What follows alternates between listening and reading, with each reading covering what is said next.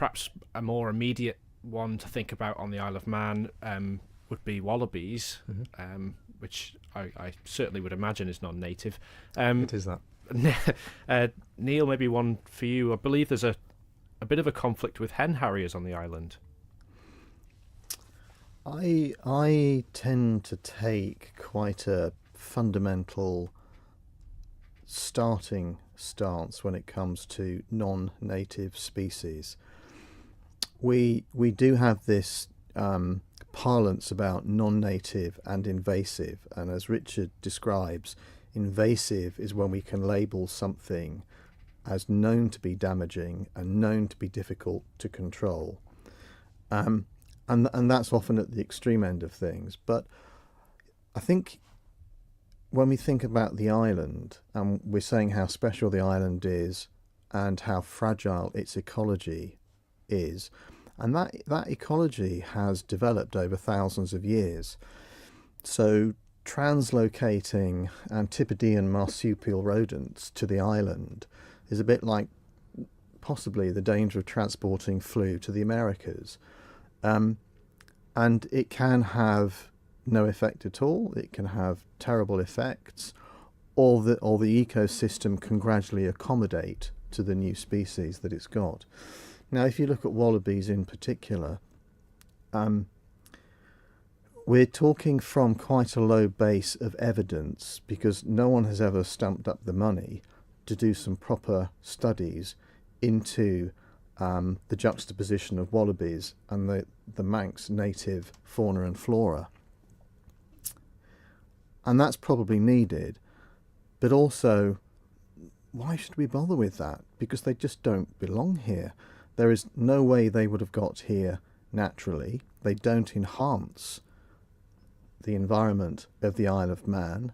They're a bit of a novelty, and they've got a bit of fur, and they've got a couple of big round eyes, and some people seem to think that's enough to justify they should be here. But when you start to look a bit deeper, if you go to places like the Curraghs, where there is a dense population of wallabies, and you look at the impact they're having on the ground, and then you put yourself in the mindset of some of our native creatures, the hen harriers you mentioned being a good example. Could you, as a hen harrier, continue to live in some of these places with wallabies? And I think the evidence at the moment is no. And the Curraghs, we have to remember, is our only Ramsar designated wetland. That's an international convention of designation for important wetlands around the world. And it was designated on the basis of having, amongst other things, Europe's largest winter roost of hen harriers. Now, can you imagine what a magnificent sight anywhere between 100 and 160 winter roosting hen harriers coming into roost in an area of the Curraghs would have been? And what an economic opportunity that would have been, because we could have said to the whole of the rest of Europe, we've got the biggest roosting group of hen harriers. It's a fantastic spectacle. Come on over here and have a look at it. But we think, due in part or due largely to the issue of wallabies, there are now no roosting hen harriers in the Curraghs. We've lost them. We've lost that spectacle. We've lost that economic opportunity. And worst of all, the Curraghs have degraded quite significantly since that original citation. We've lost the nesting corncrakes, for example. We have lost a huge number of breeding birds in there. We've lost quite a lot of the wetland ground nesting birds. And a management plan that is implemented is desperately needed for the Curraghs, but there's no point coming up with a very clever management plan for our Ramsar wetland that is the Curraghs, unless first of all you remove some of the factors that will mitigate against success.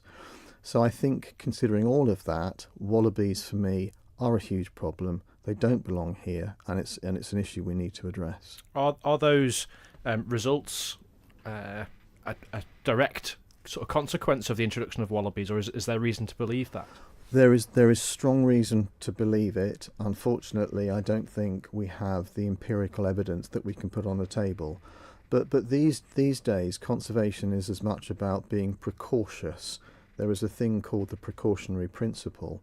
And I think we have to get serious about what is important to the island in terms of our wildlife. And I would have thought native Manx wildlife should be top of that list. That's the most important thing for us to look after. And if we have any sense that a non-native species that has been introduced by us, that would never have found its way here naturally, is causing a problem, we need to get on top of it. So we absolutely prioritise Manx native fauna and flora first and foremost. If I could bring Richard and Tim in, are they sentiments you would agree with? I guess I'd say in part, I definitely agree. We've got to have the management plan. I think is huge, and it should be landscape scale. And some of the work we've done recently, and thinking back to the fact that Currachs, as designated, as a small fraction of what used to be there, even in 1982 development plan and things. So we know that at least a third's gone and being improved, etc. But in some ways, that also shows perhaps where some of the success of the designation has. That's not considering that area really. That area's managed to be held on to in some respect. But obviously, we've just talked about declines. The botanists would talk about floral declines and things as well. You'd talk about health and condition, perhaps, in many ways. But I think it'd be very difficult to disentangle what the kind of approach to management in the wider area has been and what sort of started to succeed into denser willow currach, etc., that would in effect change the environment for nesting hen harriers. But I don't think that even if you tried to restore it, that the wallaby population would enable you to get back to what was there in the early 2000s or anything, because it would just be a different state of that kind of environment and habitat, really. To add something about known evidence of impacts of wallabies, I would say, as they fully interfere with our management plans on our nature reserves, that there is a definite conflict with the interest of Manx Wildlife Trust there. So, that doesn't need any further evidence. We know that they wipe out our coppice, etc., in the woodlands. We are starting to think that as an option within our management, natural regeneration, thinking about that kind of power of allowing nature to do its thing, isn't possible because of the wallaby impact. And the way I'd sort of describe it is a bit like many people, especially the Scottish, understand what deer populations can do. So we don't have some of our sort of what would have been native grazers from the past, etc., that would have provided some impact. But actually, high densities of deer can go the other way, and you see that a lot in Scotland. So if you thought about the wallabies in whatever way, you hear a lot of stories, they're providing some grazing, etc., in that niche.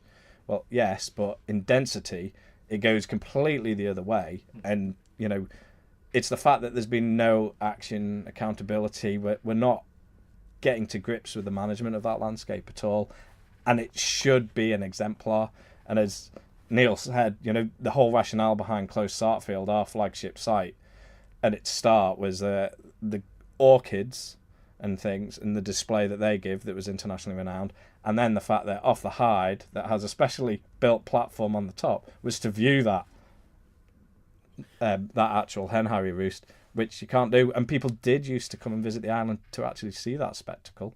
So that's definitely true, and I think that would be, it's hard to give words to actually what that would do, especially when you talk about the story of hen harriers across the British Isles. We should be singing from the rooftops currently, but then there's probably more that we could be doing. Just to come back to something that Neil said, and you've mentioned it as well, it's provided some use, I guess you could say, in terms of being a bit of a gimmick and being a bit of a tourist draw, the wallabies, and we've seen coverage on BBC Northwest tonight, and and it provides an experience. I've got to admit that as well. It engages people and it engages an audience in many ways that aren't our kind of usual warm audience, and we have kind of conflicts within the organisation thinking about that. We have a lot of people turning up just wanting to see wallabies and things, and we do wallaby walks, but we do try and explain about what kind of impacts we're seeing and that level of kind of information, informing people, educating them things on some of that, because it needs to be said that there are, okay, it's not brilliant evidence, but there's definitely impacts starting to come through whichever way. And the other side of it is that they do engage people, unfortunately. They definitely do. And I was recently on site with the conservation manager of Plant Life for the UK, and she was still gobsmacked that, you know, that there's wallabies breeding in the area, kind of thing. It is a strange conversation to be having, to be honest. Yeah. Just finally, I think we could probably do a whole program on wallabies actually, but Yeah. would kind of DEFA's official view be in line perhaps with the two people we've heard from already? Certainly, I remember seeing the enormous numbers of hen harriers when I was here in the early 2000s, and it was a real spectacle and very unusual to see that. And there's no doubting that they've gone in terms of that large winter roost. Now, we don't know exactly why that is. Disturbance, we know, can be a very significant factor for hen harriers, so it is a significant likelihood that some form of disturbance has resulted. We had a student in about 2006, 2008 that did the first assessment of the numbers of wallabies when we thought there were about 100, and had a bit of a look at diet and scass. And the thinking at the time was that they weren't seeming to have a very significant effect on their habitat, but also noting that we're lacking natural grazing browsers because we no longer have red deer, the bones that have been dug up. And the likelihood of bringing them back is perhaps low with all the motorsport on the island and people who have other interests in these things. Roe deer as well, I believe, is in the archaeological record. So we have that juxtaposition of, we've got a wetland site which is naturally becoming more wooded. There have been control measures to reduce that to some extent, but it seems to grow faster than it can be cut down. Some of that is very valuable, particularly where you've got mature stuff which has very interesting lichens and insects related to it. So we don't want to remove the woodland either, because that's important, but it's finding a balance between the different levels. I think in terms of the birds that were mentioned, the next step is really to assess what the change has been, because we have some quite good bird data, so we can look into what the data actually says about that. But how we manage the balance between the different areas of different kinds of habitats and what is the appropriate management is a challenge, and a management plan across the whole site rather than individual sites as we do currently would be useful to look at that. My personal view is that wetting could have a significant effect because there's quite a lot of drains through there. Now, we're always going to need some of the key drains to drain outside of the site because of the interests of agriculturalists and such like around the edges of the site. But that doesn't mean you have to drain the site itself right through it as a network. And the wetter it is, the better it is for wildlife from my perspective. And the drier it is, the more you're going to encourage that movement to woodland that would naturally take place through natural change and drying itself. So there are some key challenges in there, and we haven't resolved them yet. The wallabies might well be an issue, and more could be done to see whether it actually is an issue. So we'll see. I know I said just finally before, it turns out that was a lie. I've got another question. We've spoken a lot about the health of other species which have been affected by the wallabies. How about the health of the wallabies themselves? Is it in their interests to be there? That's an interesting question. I know we get a lot of report from the volunteers that are out in the area all the time. Now, I've not personally seen one for a while in terms of looking unhealthy and sort of almost clouded eyes, things like that. A bit, the way we describe it is a bit like myxomatosis in rabbits and things. I've not personally seen it, but we get a lot of reports, and this is what, you know, the public report as well. So whether there's a sort of animal welfare issue out there as well in terms of it not being a healthy population, what you'd kind of expect in a small restricted population is that inbreeding kind of brings these kind of health problems out, because they are they're bred from very limited numbers in effect from collection. So yeah, you'd kind of expect that.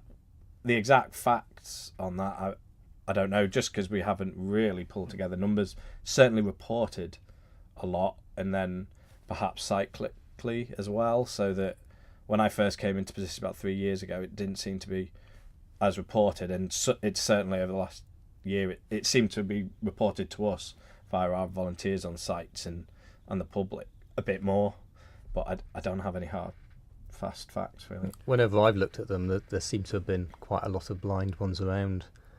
It could be caused by various different things. Toxicara, there are various different infections could be causing it. There could be a dietary element to it, being in a very acidic habitat there, in terms of minerals, but we don't actually know what the cause is. But it is an issue. But when people say, well, perhaps you should cull them for their own welfare, that just doesn't stack up logically to me. It's not in a welfare to kill an animal for its own benefit, is it? As an individual, but yeah, so it's a wild population. It has issues that wild populations have. It's probably different here to elsewhere, but we know that wallabies are particularly susceptible to Toxicara as one particular thing, I believe. Elsewhere where there are non-native populations of the same species, and there are quite a few in the British Isles, North America, various places, there are little populations of these, and Toxicara can be more of a problem for them than many other mammals because they seem to be much more greatly affected. And I don't know why that is in the wallabies, but it seems to be quite devastating for them, whereas for other species it's less so.